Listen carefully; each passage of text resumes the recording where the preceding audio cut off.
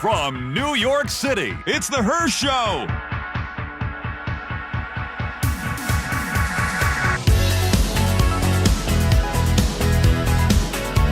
On today's show, stupid news, and from No Rehearsal, Matt Cobb.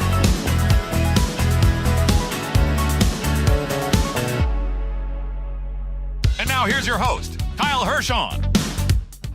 All right, ladies and gentlemen, welcome to another exciting episode of the Hirsh Show. And guess who's back with me?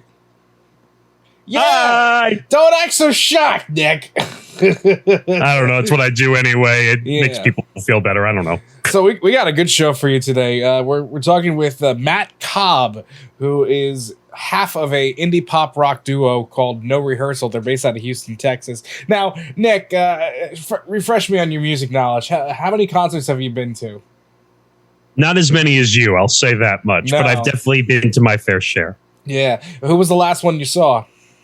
Oh, boy. Let's see. I'm going to need Jeopardy music for this one to remember how old. I don't know. Maybe Barry Manilow, and that's me aging myself. Jeez, how long ago was that? That'd be a couple of years ago at least. We didn't do any concert going really during COVID. But oh, yeah. Well, obviously, nobody went to concerts during COVID. Well, thankfully, when we worked at a radio station, we were at least spared from tie a yellow ribbon from the old oak tree. it could have been worse. It could have been Frank Sinatra music. Oh, yeah. By Mr. Piscopo. The fake SNL guy. Yeah, he's got nothing better to do with his life. I think... Actually, I kept a list of how many concerts I've been to, and I think it's over 70 in the last the last 13 years. Hey, you're getting ready to go to a major one at the end of the year, too. Yeah, actually, speaking of, I actually have a concert coming up next week. I'm seeing Cheap Trick at the nice Westbury Music Fair. I haven't been to that venue in quite a long time. I have to go back there. It's been a while since I've been there. I mean, now, do you typically stay for like any openers in case, if there were any openers for you? What do you mean?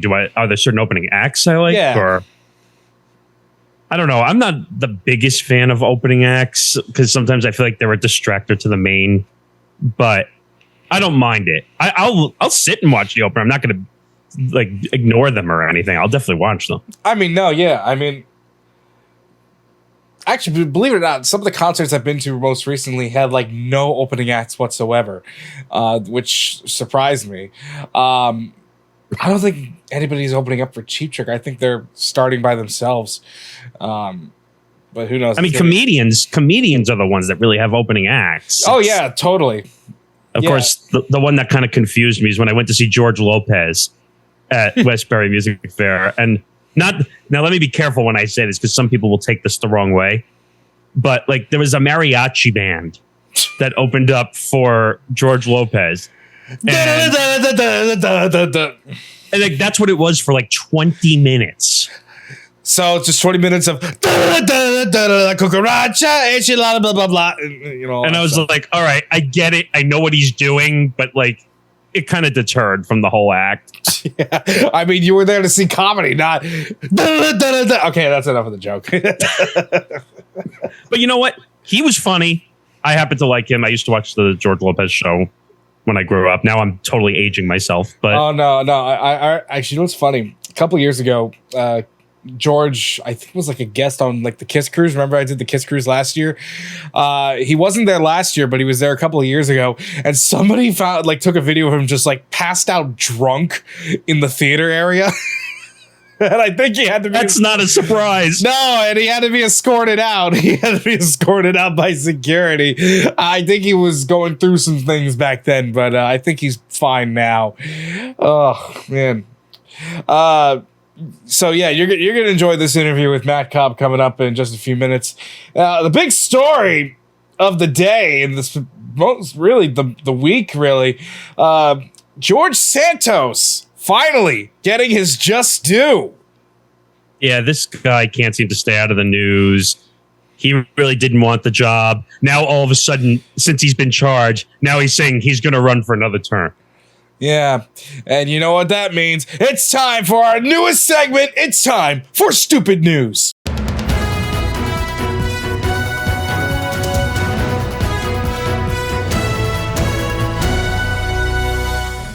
George Santos, Long Island congressman, charged with 13 counts, including 7 counts of wire fraud and 2 counts of lying to the House of Representatives. Or really, should we say, Nick, his everyday life. Yeah, I mean, I don't know what to believe about his life anymore because we heard one story, then we hear another story, then we see him carried out by DHS, which is not a shock.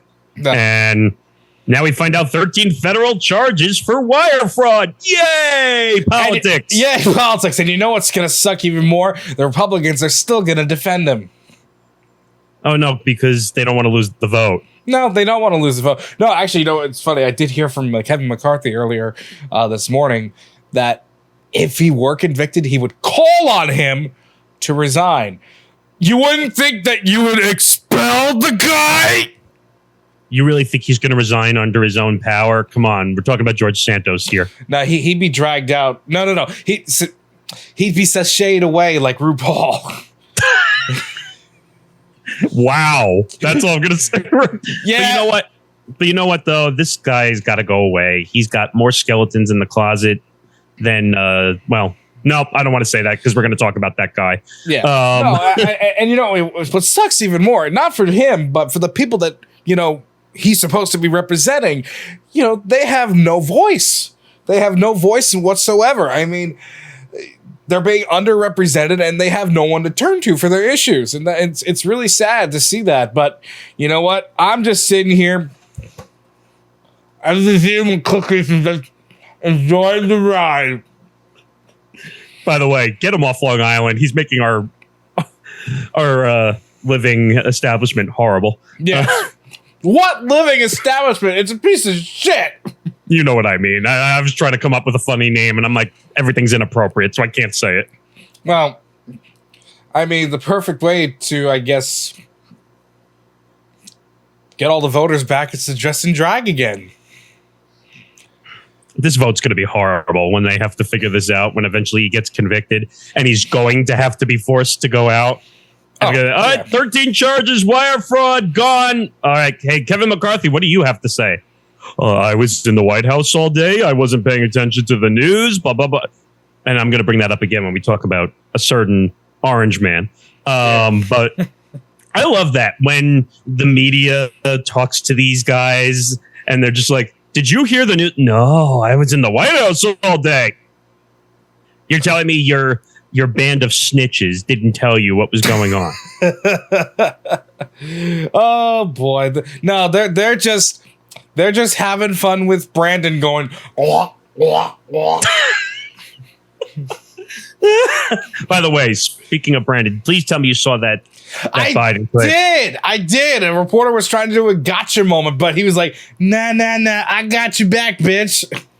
No, I love the song that I got your dark Brandon right here. Yes. And I was like, that was a perfect moment. And I was just like, okay, you got it. You got it. Surrender. Oh, yeah. Speaking of surrender, Donald Trump found liable for sexual abuse of E. Jean Carroll back in 1996. He wasn't found liable of rape, but he does have to pay her $2 million in restitution. I mean, do you think this guy can pay him all? No. Eventually, he's going to run out of money at some point. Oh, wait, his father's not here anymore. Oh, and whatever. But yeah, this is another blow for the Orange Man, and just quite frankly, another blow for his presidential campaign. Or better yet, not honestly, it's probably going to help him. It's probably going to help him for all we know. It's a lot of bullshit. And the fact that my favorite thing about this whole thing is, my favorite thing about, because I'm very fired up about this whole thing, is everyone's gonna say he's still gonna run for president. He's still gonna win. Do people forget political law. Last time I checked. Yeah. If you're under an investigation, you can't run. But of course, you know him. He's like, Mr. Loophole, I find every loophole in the system and it makes it work for me. My favorite was the Truth Social post that he put out right after. It's a witch hunt. Another witch hunt. It's a disgrace. And you and I talked about this once before. Yeah. Every time he drops a post on there, it's called a what? A truther or a truth. A truth. A truth. How ironic. What are you sneezing? A truth. A truth. And by the way, you know Santos also used the term witch hunt, right? Of course, because he's Trump's son. Well, for all we know, that he could really be Trump's son. He could be Trump's illegitimate son from all the women he's... Well, then again, how many women can you impregnate? How many women can you impregnate when you're this big? Do not ask me. Do not ask me why I have a screwdriver. Because I want to fucking poke my eye out every time. Wait a minute. Wait a minute. It makes sense because he screwed a bunch of people.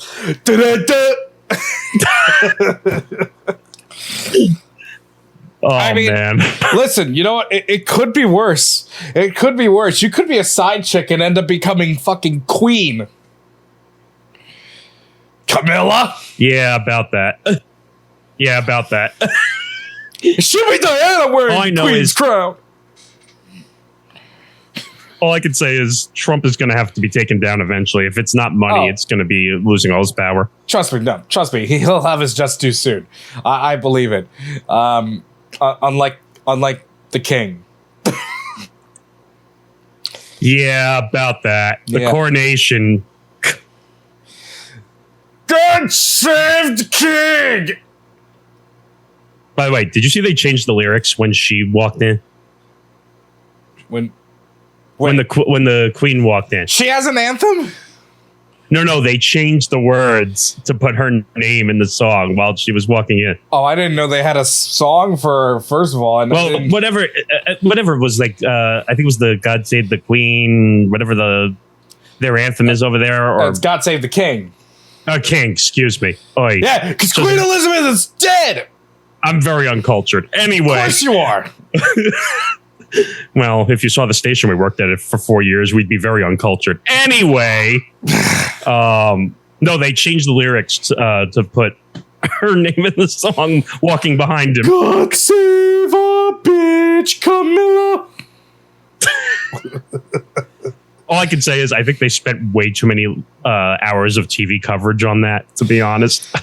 I mean, I get it. It's the first time in 7 decades that this sort of thing has happened. But then again, do they really have power?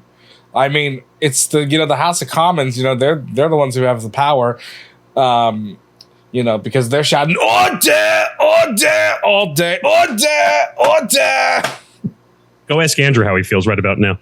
Oh, God. Wait, wasn't he is he the disgraced one or is that the other one?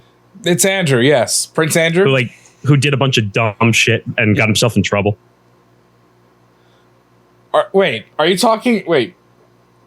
Who was it? I don't remember. It wasn't Harry? Oh, was it as Harry? You're right. Excuse me. The redhead, right? Yeah. Yeah, it was Prince Harry. Who did all that dumb shit and basically got himself we want privacy, but we're going to go in public and tell people why we want privacy. And we're going to write books, and we're going to do podcasts, and we're going to make a deal with Spotify. It's my book. It's called Wham! Yeah, exactly. You know what, though? I was just like, all right, Good Morning America, spent like 4 hours just watching them all walk in. I was like, that's a big waste of content space. Yeah, I mean, I get it. It's a historic event. Too.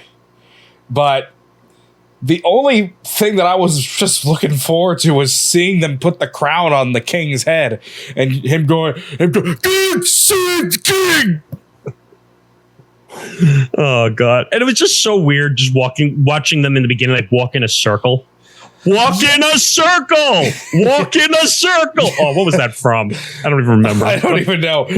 But no, at one point they had to put like privacy screens up. Yes. Because they had, I don't know what they did specifically, but they had to like cover them in oil or something like that. And like, what are you fucking doing? Are you lubing him up for? Are you lubing him up for a Brazzers shoot? Like, what the fuck? By the way, my parents were watching it, and they were talking about the horses because it was all traditional. Yeah. So no technology, no cars or nothing. Like, Jesus Christ! Like, what are we in medieval times? I get it; it's the monarchy, but at least instead of a golden carriage, how about a fucking golden Lamborghini? No. My favorite is I feel bad for the people who have to kind of stand behind the horses and clean up the shit. Yeah. God save our gracious king. I was like, I feel bad for those people. And by the way, I was also looking at like the two people standing like right behind the carriage, and they're just like this. Yeah. And they don't move. Yeah. Now, I can imagine, being in that carriage, like being completely uncomfortable, because there was an interview one time where the Queen said that the golden carriage ride was, quote unquote, horrible, very uncomfortable. Wow, that was pretty good. I don't know about the Queen, but I can say, hi, I'm King Charles III, and I took a big shit. I don't know. I don't know. And that big shit was Camilla. Oh my God. God, no, I can't stand Camilla. I can't fucking stand. She's got like the ugliest face. And not only that, she's got that look like, yeah, I did it. I did it to her. Yeah, Diana burn in hell, that bitch. Like, oh God. Do you believe that the royal family intentionally killed Diana? I mean, it's possible. I think they did. I honestly think that they set out people to go after Diana. I mean, you never know with this family. The monarchy in England is a question mark or a mystery box. Yeah. The only version of God Save the Queen we should probably be singing is the Sex Pistols version. God Save the Queen, the fastest man in shame. Oh my God. All right. And that was Stupid News. Coming up, we got Matt Cobb from No Rehearsal coming up after this. Don't go anywhere.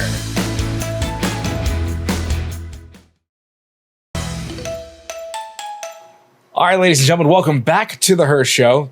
Thanks so much for tuning in. And the Stupid News segment, one of my favorites. Today, I'm going to be speaking with an aspiring up-and-coming singer-songwriter who is half of an indie rock duo from Houston, Texas.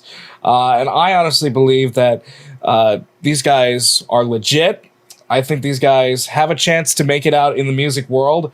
They just released their newest single, Someone Else. You can stream it on Spotify, Apple Music, and anywhere you can stream music. I'm speaking with Matt Cobb, half of No Rehearsal. Matt, how you doing? I'm doing all right, Kyle. Thank you for having me on. Man, I was listening to this song for a few weeks now, and there's just something so relatable to the track. I want to talk about Someone Else and how much that means to you. And apparently, you waited like 4 years to release this song. Yeah, I guess kind of close to that. Yeah, whenever you say it out loud, it sounds absolutely terrible. So I wrote the song in like March of 2019. So that, looking at that now, what is that? 4 years? Jeez. We, whenever we wrote it in March, we didn't really have an idea. We had kind of recorded at like a couple of different places. We were just kind of writing at that time and not so much thinking about like the recording as much. I think a little bit later on, after we had written, we had kind of decided, okay, like, we've recorded at a couple of different studios, whatever. We've done it with other people. Let's try recording it ourselves, like, outfitting a home studio, kind of taking control of every aspect, the production, the engineering, the, everything, just being able to do it here at the home base and just kind of like, come in whenever, not have to pay for studio time. So that was kind of part of the delay, right? So, once we had kind of saved up to kind of outfit a home studio, then we went in to record in January of 2020.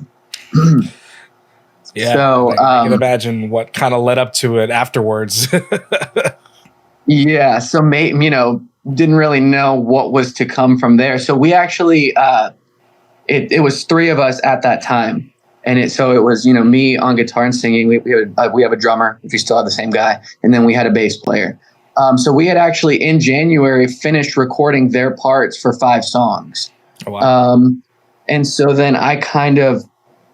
I was doing the producing for the tracks. And so I kind of, was just going in on my own and, doing the vocals and the guitar, but also, adding in the other production elements. And then the pandemic hit, which kind of made everything weird, for everybody. Yeah. And so then I was able to kind of like slow down and really take my time with it. So I spent the next several months just kind of working on these 5 songs. So we finished these 5 songs, which will be an EP called True to Self. And it's got Stuck Inside, Slip, and Someone Else, which are already out. And then it'll have 2 other ones that we haven't released yet to make 5. And so I finished them, mixing, mastering. We sent them off. It was finished in October of 2020. So we had kind of planned on releasing on a regular schedule. And so that was the plan. We had put out Stuck Inside in November of 2020. Right.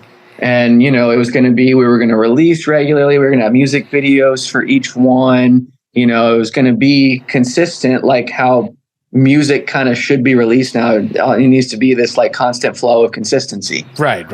So we did that in November, and we put out the music video in December, and we put out an acoustic version in January, and we put out Slip in February of 2021. So, that was pretty consistent for those 3. It was kind of like boom, boom, boom, right? Right. I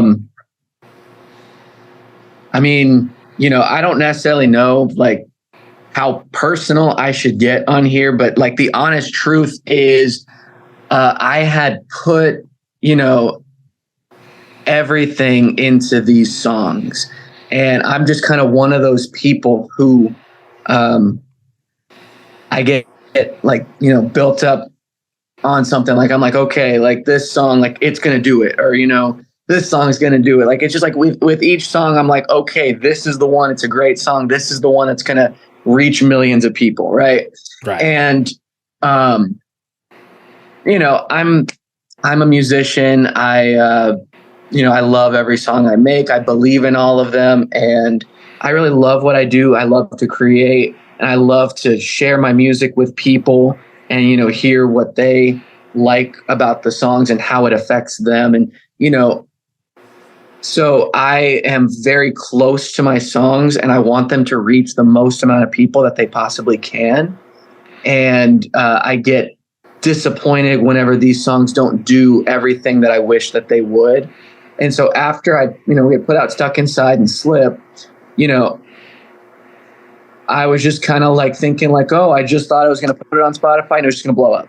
Right. Like I'm being like halfway serious there. I didn't like actually fully think that, but I guess like the response wasn't necessarily everything that I wanted it to be. And the truth of the matter is, like, I wasn't even really doing anything to make that happen. Like, I kind of just put out the song and I was like, okay, it's just going to reach people. Like, it was kind of naive, but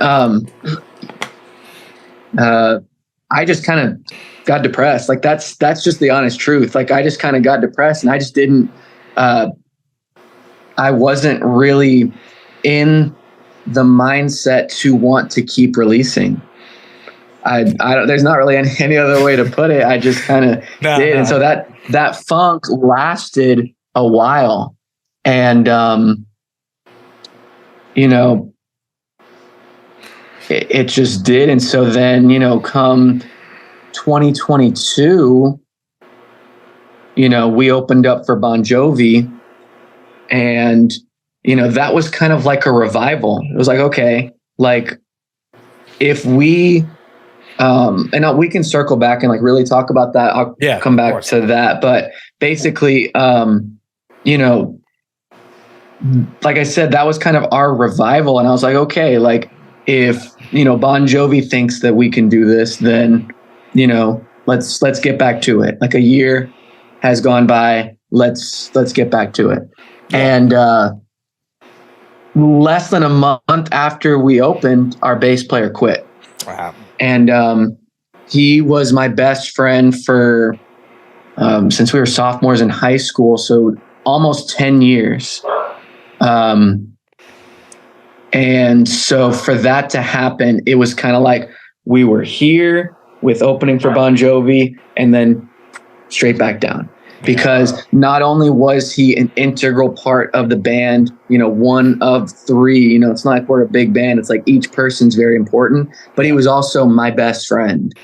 And, so then that kind of took a minute to process. And, again, like it probably sounds like I have a habit of like, it's like a big roller coaster ride. You don't know which way you're going. But it's true. It's just kind of like that, that really hurt. And so I guess I took the long way to get here, but finally, I just kind of decided like, look, these songs are great. Like I can't keep getting hung up on what the song will do or won't do. These songs need to be heard by people. And whether it's one stream or 1 million streams, it's got to go out. And so, that's where we got to here. We just finally decided that it's time to get back on it. So I'm looking at your Spotify, and within like the first month or so, there's almost 7,000 streams of someone else. So for what it's worth, it's doing fairly well. And for us, I think it's great. Yeah, and what's great about what I loved about the someone else is that it's not only relatable to you, obviously, but I think it's relatable to millions of people around the world. We all deal with, problems with mental health. And I think, mental self-care is very important. And that's the vibe that I'm getting with this song. Not only that, Stuck Inside's another one, which I actually used for our first episode, which I thought was a great montage song. Nice. I love to hear that. Thank you. Yeah, and it was just something to me. I understand, this is an indie rock duo. I'm getting a lot of progressive vibes. I'm getting a lot of maybe a modern Rush. That's what I'm feeling. That's so funny because you are not the first person to say that, and that's like really funny because David, our drummer, is like the biggest Rush fan in the world. I mean, obviously like huge Neil Peart fan. My dad is a huge Rush fan. I like Rush. I mean, it's one of those things where it's like, obviously some of the greatest musicians in the world. And I mean, each person is like one of the best at what they do, so the utmost respect for them. And I like some of their stuff, but like, I'm kind of simple. I like Spirit of the Radio and Limelight and stuff like that. Whereas David, our drummer, wants to listen to the like 20-minute progressions of like, it's all over the place. No, I mean, I get it. We got a lot of Rush comparisons whenever we were a trio, definitely. But in terms of the sound, I've heard that a lot too. Yeah, which is funny. Yeah, and I think the melodies are great. The chorus is a hook. I can definitely tell the chorus is definitely a hook for someone else.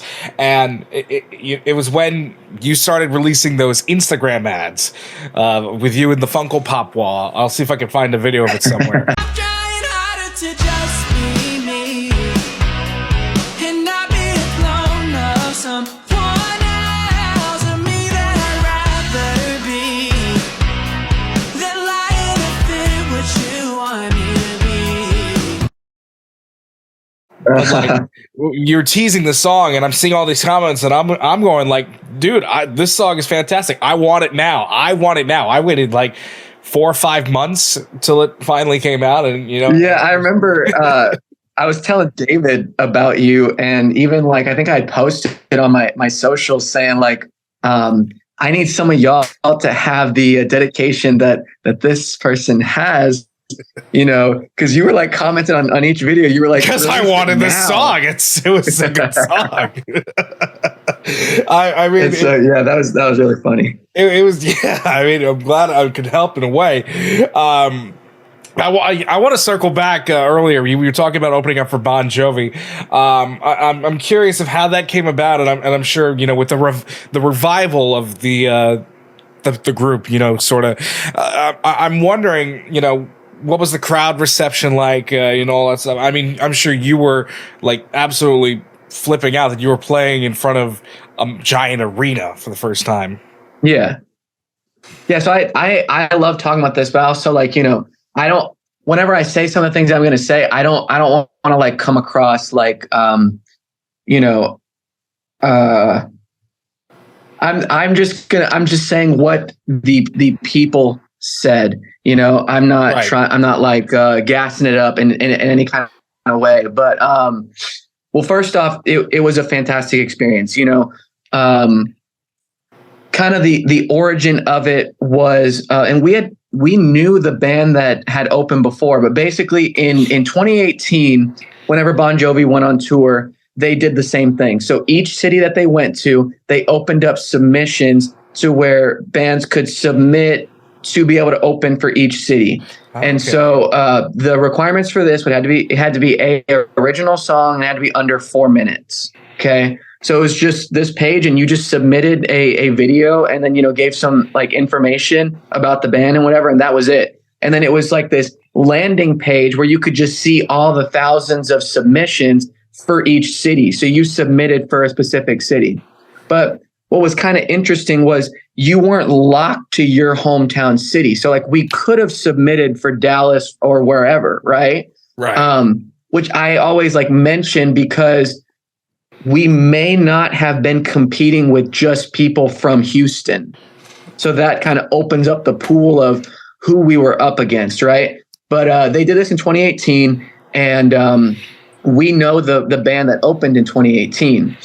Then, flash forward to 2022, they did it again. And I actually, hadn't heard about it, them like, announcing it again. And my mom's friend reached out to her, and she was like, hey, Bon Jovi's coming to town and they're opening up submissions for bands to open. Matthew should submit No Rehearsal. And so, I did it, not thinking that we were going to get it because, we've submitted to so many things and gotten no's. So it's like, why would I have thought that we would be the ones out of however many thousands and thousands of submissions? Oh, yeah. And so it was like 4 or 5 days before the show, and I was just taking a nap, and I got up and checked my email, and I don't even think I was necessarily checking for the results from that. And I just, see this email that says 2022, Bon Jovi contest winner. And I opened it, and it said, congratulations. That was just like the first words. And I was like, it's just like one of those things. It's like, this industry will beat you down. There's going to be so many no's, so many things that are just make you want to quit. And it's things like this that kind of bring you back to the understanding that I feel as though I was meant to do this, and I will continue to do this regardless of the beatdowns of the industry and, the mental health roller coaster. So, the email said, congratulations, you've been selected. Can you confirm that you can do this? Send over all the details, whatever. So, it's like 4 or 5 days before the show. So I'm like, calling David and our bass player at the time, and just like, so what are you doing on the 26th? Oh, nothing. It's like, would you want to play at the Toyota Center? And there's like, what? It's like so shocking that it's like you don't even really know how to process it.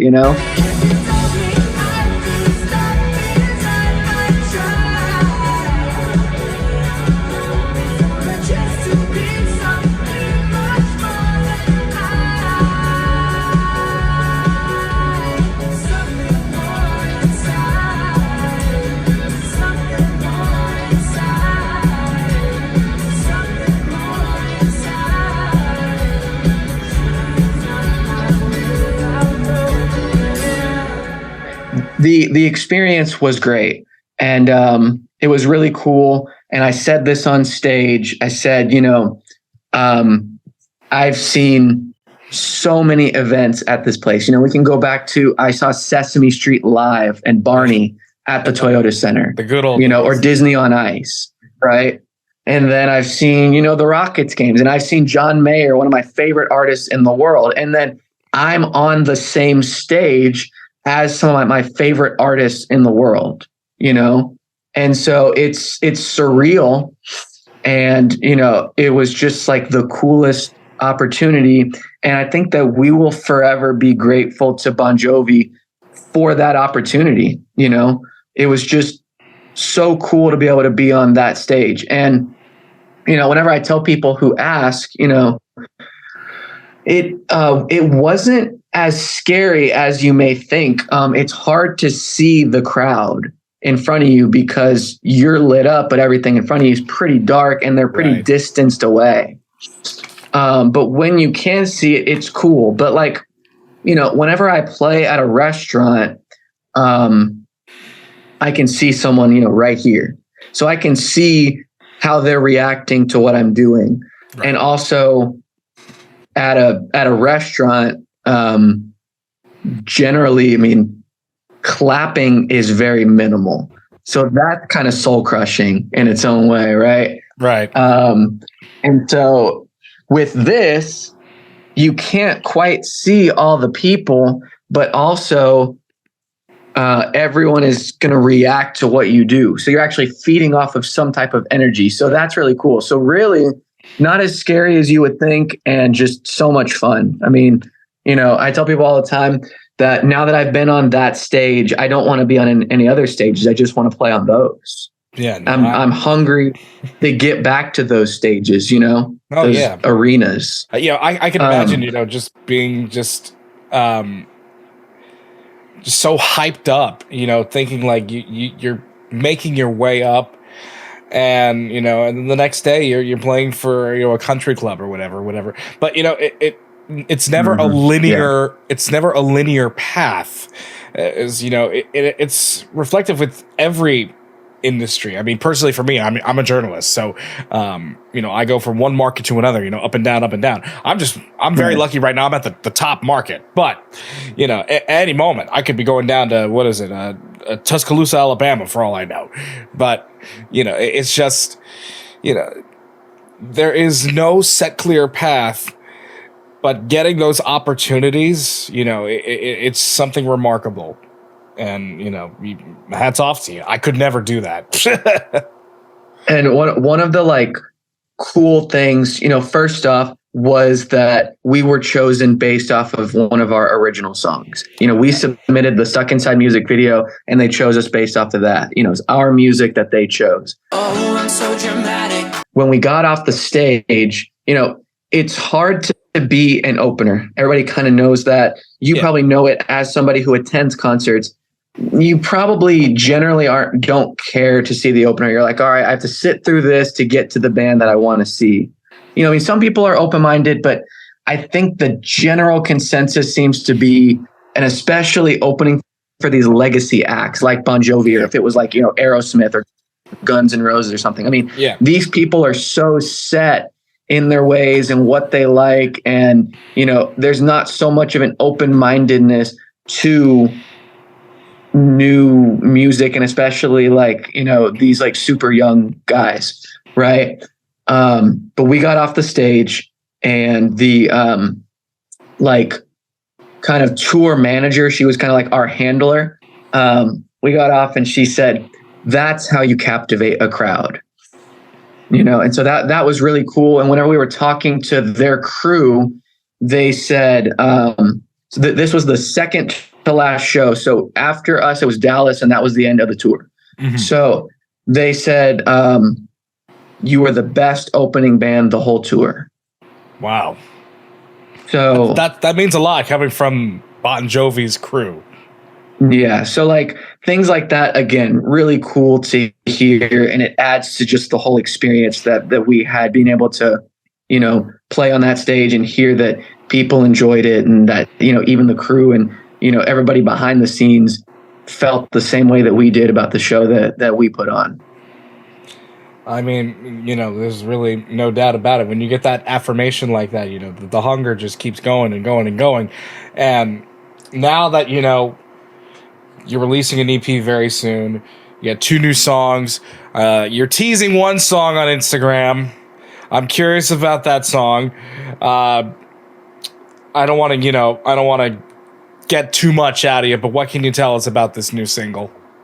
Well, I would definitely say that what you said about like progressive, the prog elements are like probably the most prominent in this song, in my opinion. Super guitar oriented, probably one of my favorite guitar songs that we have. I mean, it's like also probably the most difficult song to play live. Definitely. So that's really cool. It's a really cool song. It's one of my favorites that we made on a variety of levels. First off, just the instrumental, I find it to be nicely intricate. It's not too complex.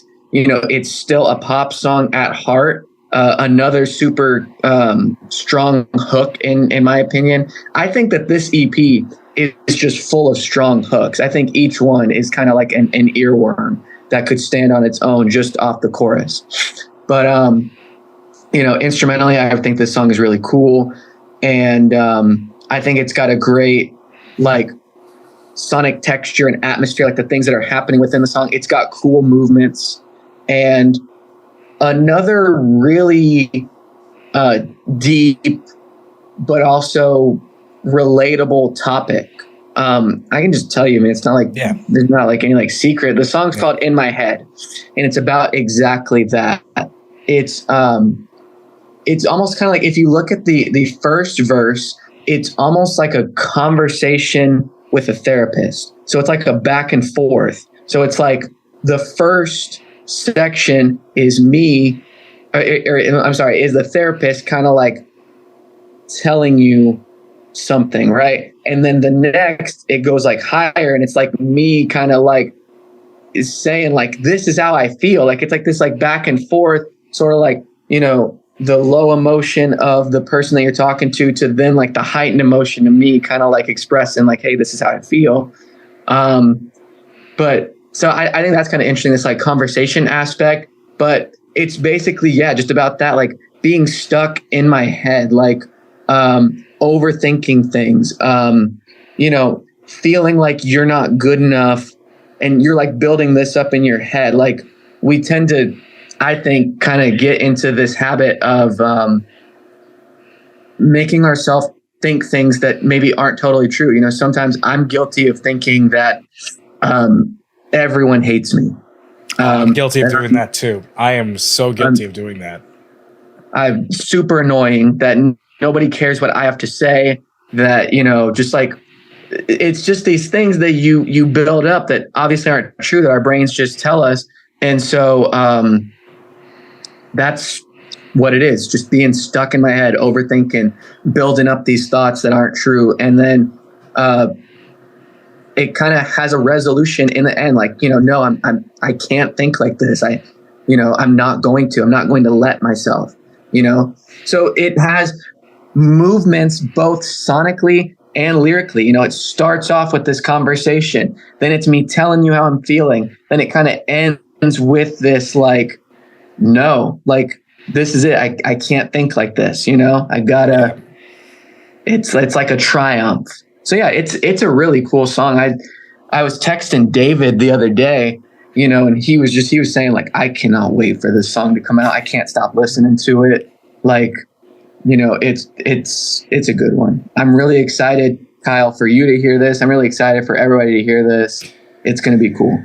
Yeah, I can't wait to hear it myself. Oh, man. Listen, guys, No Rehearsal. You're going to hear from these guys more often. I guarantee it. These guys are truly legit. You know, I can't wait for the EP to come out. I'm sure once this comes out, I'm sure there's going to be more and more traction coming. So I wish all the best to you, Matt, and David, and everyone else involved, and hope things go well for you guys. Thank you so much, Kyle. I'm trying harder to just be me.